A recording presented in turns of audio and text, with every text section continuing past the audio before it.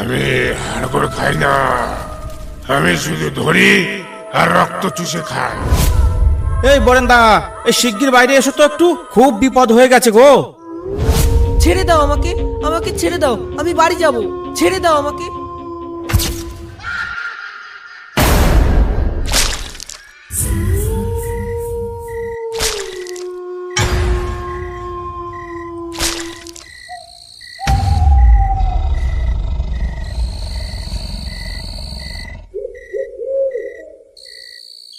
আজ বড্ড দেরি হয়ে গেল বাড়ি ফিরতে, সন্ধ্যাও নেমে এলো। আবার শুনেছি এই শ্মশানটা নাকি মোটেও ভালো নয়। এখান থেকে বরং তাড়াতাড়ি পা চালিয়ে সরে পড়ি।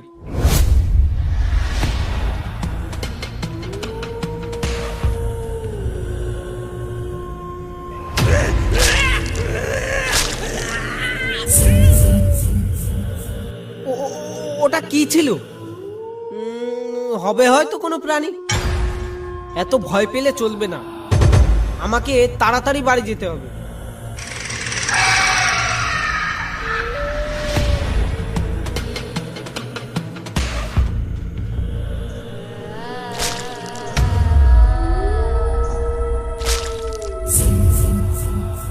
গাছের ওপর আবার ওটা কি?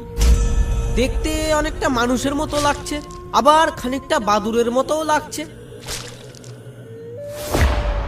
কিন্তু এত বড় বাদুড় আবার হয় নাকি? তাহলে কি হতে পারে ওটা? ওরে বাবারে, এ আবার কি রে? দেখতে তো মানুষের মতো লাগছে, কিন্তু এত বড় দাঁত, কিন্তু আবার ডানাও আছে। কিন্তু এত বড় বড় দাঁত যখন, এ তো আমাকে চিবিয়ে খেয়ে ফেলবে।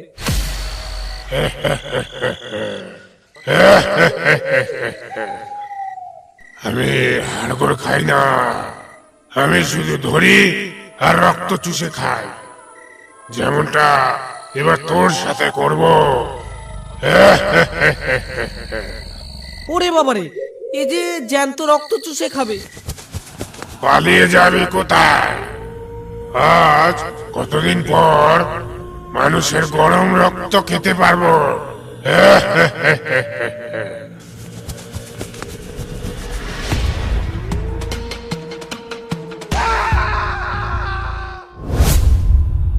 তোকে যেতে দেব, এটা তুই ভাবলি কি করে? ছেড়ে দাও আমাকে, আমাকে ছেড়ে দাও, আমি বাড়ি যাব। ছেড়ে দাও আমাকে।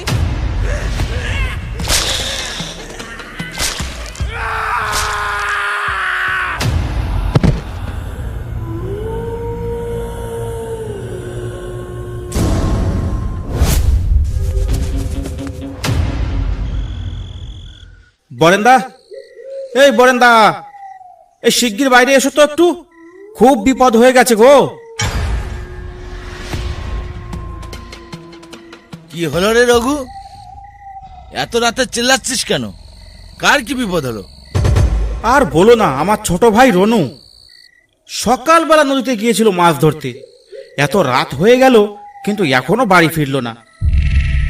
আমার মনটা কেমন না কু ডাক ডাকছে। ওর কোনো বিপদ হয়নি তো? একটু চলো না, গিয়ে দেখে আসি ও কোথায় আছে। যাওয়াটা বড় কথা না রঘু, এখন কিন্তু মাঝরাত, তারপরে আবার সামনে শ্মশান। এখন গিয়ে আমরাও আর যদি ফিরে না আসি, তাহলে তখন আমাদের বউ বাচ্চাদের কে দেখবে? আমার মতে কাল সকালে যাওয়াটাই ঠিক হবে। ঠিক আছে, তোমার না যাওয়ার হলে তুমি যেও না, কিন্তু আমার তো ভাই, আমাকে তো যেতেই হবে। ঠিক আছে বরেন্দা, আমি চললাম। আরে দাঁড়া, যাচ্ছি। বুঝলি রঘু, আমাদের সঙ্গে আর একজনকে ডেকে নিলে ভালো হতো। আমরা তো মাত্র দুজন, কোনো বিপদ হলে মোকাবেলা করব কি করে? কোনো বিপদ এলে মরেই যেতে হবে। এক কাজ কর, আর একজনকে ডেকে নিয়ে চল।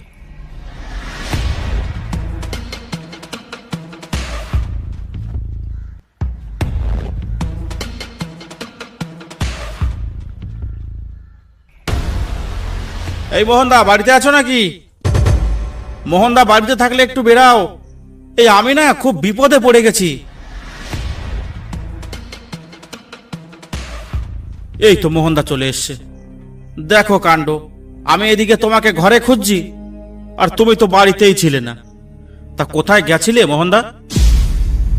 কেন রে, এত রাতে আমার বাড়ির সামনে এসে ধর্ণা দিয়েছিস কেন? আর বলো না মোহনদা, আমার ভাইটা সেই সকালে গেছে নদীতে মাছ ধরতে, এখনো বাড়ি ফেরার নাম নেই। বলো তো, এমনিতেই আকাশের অবস্থা তেমন একটা ভালো দেখছি না, কখন বৃষ্টি হয় বোঝা বড় মুশকিল। একটু চলো না আমাদের সঙ্গে, দেখি আমার ভাইটা কোথায় আছে, একটু খুঁজে দেখে আসি। তুমি আমাদের সঙ্গে গেলে খুব ভালো হতো, আমরা দুজনে যেতে সাহস পাচ্ছি না। চল তাহলে, কিন্তু বেশিক্ষণ থাকতে পারবো না, আমার সকালে কাজ আছে।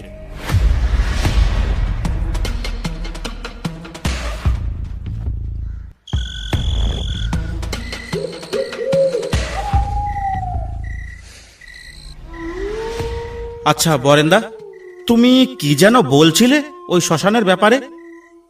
কি আছে ওই শ্মশানে? কেন মানুষ ওখানে যেতে এত ভয় পায়? সে অনেক বড় ঘটনা, আর ওই ঘটনার ব্যাপারে শুনলে তুই খুব ভয় পেয়ে যাবি, তারপর রনুকে খুঁজতে যেতেই ভয় পাবি। ওসব কথা শুনতে হবে না, খুব ভয় পেয়ে যাবি। আরে বরেন্দা, আমি আছি তো তোমাদের সঙ্গে, কিচ্ছু হবে না, তুমি নিশ্চিন্তে বলো।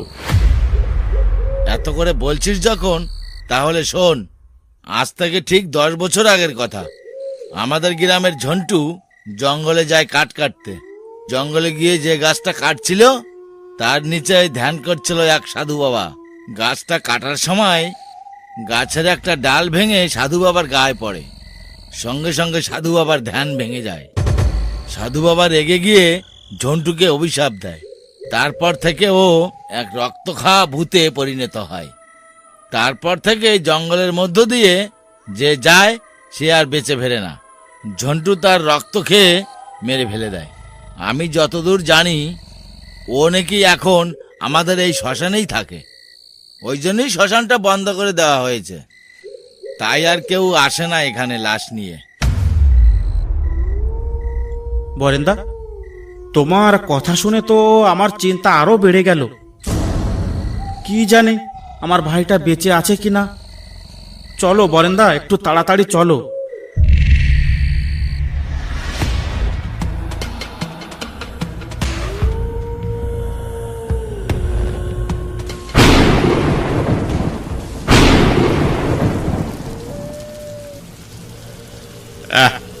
হঠাৎ আবার বৃষ্টি এলো কোথা থেকে রে বাবা? আকাশে তো তেমন মেঘ ছিল না, এখন দেখছি মেঘ না থাকতেই মুষলধারে বৃষ্টি। আরে বরেন্দা, তা এভাবে দাঁড়িয়ে দাঁড়িয়ে ভিজলে তো জ্বর হবে। এই বৃষ্টিতে মাথা গোজার মতো একটা জায়গা খুঁজতে হবে তো। হ্যাঁ ঠিক বলেছিস, কিন্তু এখানে তো তেমন ঘর দেখতে পাচ্ছি না। দাঁড়া দাঁড়া দাঁড়া, ওই তো একটা কুড়ে ঘর দেখা যাচ্ছে, চল ওখানে গিয়েই দাঁড়াই। কিন্তু সবাই সাবধানে থাকিস, এটা কিন্তু সেই শ্মশান। ভয় পাবি না, মন শক্ত করে রাখবি।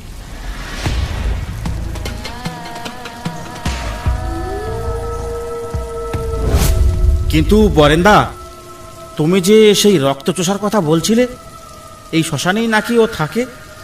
হ্যাঁ বলেছিলাম তো, আগে বৃষ্টির হাত থেকে তো বাঁচি, তারপরে ভূত দেখা যাবে। ও তো আর আমাদের দেখা দিল না, তার মানে আমাদের কিচ্ছু হবে না। তুই ফালতু ফালতু ঘাবড়াস না, আমি তো আছি। এই বৃষ্টিটা যে কোথা থেকে চলে এলো কে জানে বাবা, এসে একেবারে সব মাটি করে দিল। বরেন্দা, ওই গাছতলায় ওটা কি পড়ে আছে? দেখে তো মনে হচ্ছে কেউ শুয়ে আছে। কিন্তু এইভাবে বৃষ্টির মধ্যে কে শুয়ে থাকবে, আর কেনই বা শুয়ে থাকবে? অত না ভেবে চলো না একবার গিয়ে দেখে আসি ওটা কে শুয়ে আছে, নাকি ওখানে কিছু পড়ে আছে। গিয়ে দেখে আসবি, কিন্তু যাওয়াটা কি ঠিক হবে? একবার ভেবে দেখ। চলো বরেন্দা, যা হবে দেখা যাবে, একবার গিয়ে দেখেই আসি।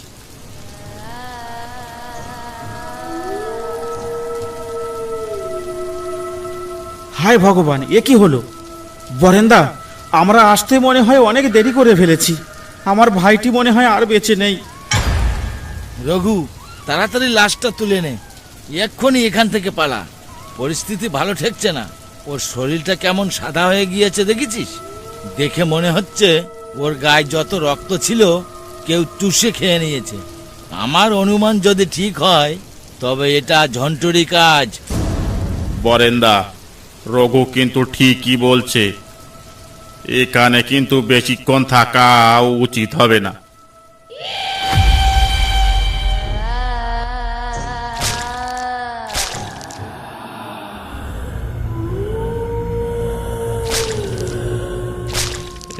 এই বরেন্দা, গাছের ওপরে ওটা কি বসে আছে গো? আবার ডানা ঝাপটাচ্ছে। এত বড় পাখি! আরে এটাই তো সেই রক্ত খেকো ভূত। বাঁচতে চাস তো লাশ ফেলে পালা।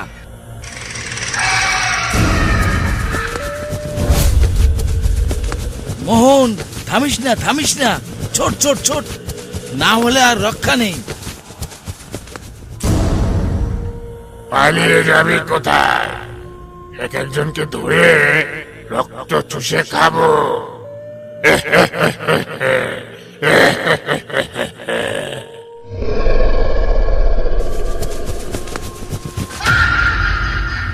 এ বাঁচাও, বাঁচাও বরেন্দা, বাঁচাও বরেন্দা, বরেন্দা বাঁচাও বরেন্দা। আমি কি করব? আমি কি তান্ত্রিক? বাঁচতে চাস তো পালা।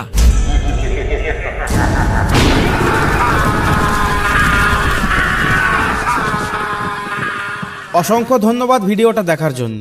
ভিডিওটা ভালো লাগলে একটা লাইক করতে আর একটা সাবস্ক্রাইব করতে ভুলবেন না। যে সমস্ত ছোট বড় গল্প লেখকেরা আমাদের সঙ্গে কাজ করতে চান, ফেসবুক পেজ বা ইনস্টাগ্রামে টেক্সট করতে পারেন, ডেসক্রিপশন বক্সে লিংক দেওয়া আছে।